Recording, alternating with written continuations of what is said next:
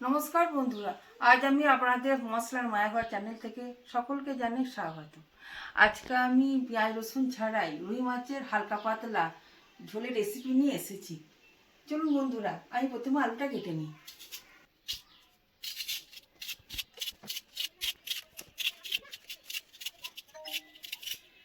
কেটে আমি ধুয়ে নিলাম।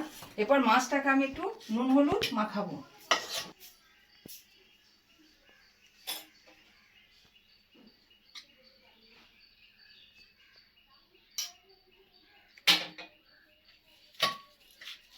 মাছটাকে আমি একটু ভালো করে নুন হলুদ মাখিয়ে মাছটা জ্বালিয়ে কড়াইটা বসিয়ে দিলাম। কড়াইটা আমার গরম হয়ে গেছে। এবার কড়াইয়ের মধ্যে আমি তেল দেবো।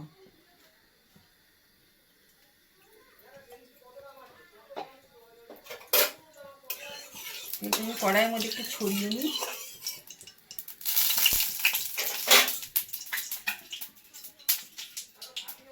নুন হলুদ মাখানো আমার মাছগুলোকে এরপর আমি কড়াইয়ে দিয়ে দেবো।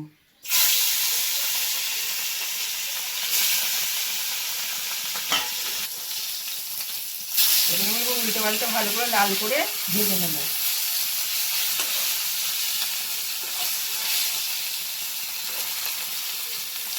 আমি এই ঝোলের জন্য আদা, শুকনো লঙ্কা, জিরে একটু বেটে নিয়ে আসি। দেখুন বন্ধুরা, আমার মাছটা কেমন লাল করে ভাজা হয়ে গেছে। এরপর এটাকে আমি তুলে নেব।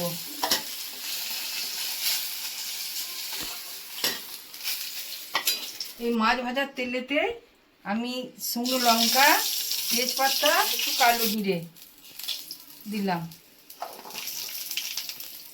এর মধ্যে আমি এই আলুগুলো কেটে রেখেছি, এগুলো আমি দিয়ে দিলাম।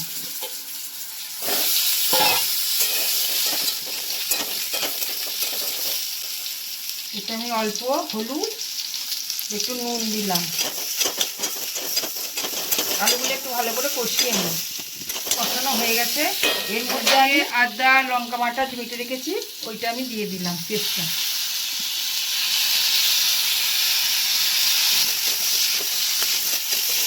এই মশলাটা আমার কষানো হয়ে গেছে। এর মধ্যে আমি টমেটোগুলো দিয়ে দেবো।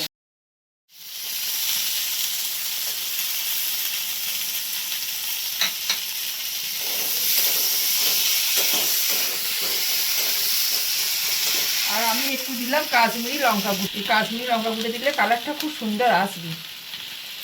কালারের জন্য আমি কাশ্মীরি লঙ্কা গুঁড়োটা দিলাম।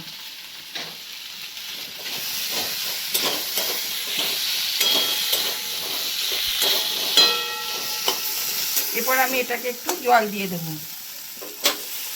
এটা আমি 1 কাপের মতো জল দিলাম।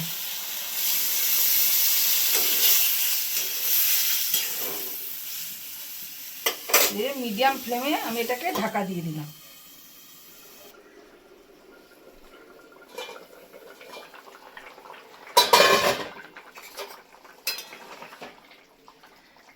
আলুগুলো আমার সিদ্ধ হয়ে গেছে।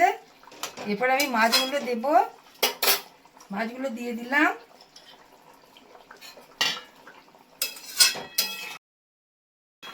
মাছের ঝোলের গন্ধটাও খুব সুন্দর উঠেছে, আর কালারটাও খুব সুন্দর এসেছে।